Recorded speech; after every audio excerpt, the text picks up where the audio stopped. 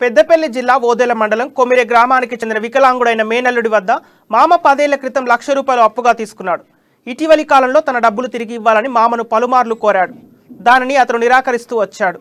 ఈ సమస్యపై ఇరువురు గ్రామ పెద్దల సమక్షంలో పంచాయతీ పెట్టి మరీ చర్చించుకున్నారు.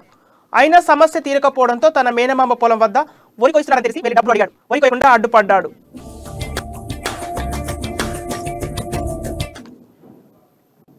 దీంతో ఆగ్రహానికి గురైన తన మేనమామ వికలాంగుడని కూడా చూడకుండా విచక్షణ రహితంగా కర్రతో దాడికి పాల్పడ్డారు. ఈ దాడిలో వికలాంగుడికి తీవ్రమైన గాయాలయ్యాయి. వికలాంగుడి వెంట వచ్చిన అతని తండ్రిపై కూడా దాడి చేయడంతో స్వల్ప గాయాలయ్యాయి. ఈ ఘటనను అక్కడే ఉన్న కొందరు వీడియోలు తీసి సోషల్ మీడియాలో పోస్ట్ చేశారు. దీంతో దాడికి పాల్పడ్డ రైతుపై కఠిన చర్యలు తీసుకోవాలని వికలాంగుల సంఘాల నాయకులు డిమాండ్ చేస్తున్నారు.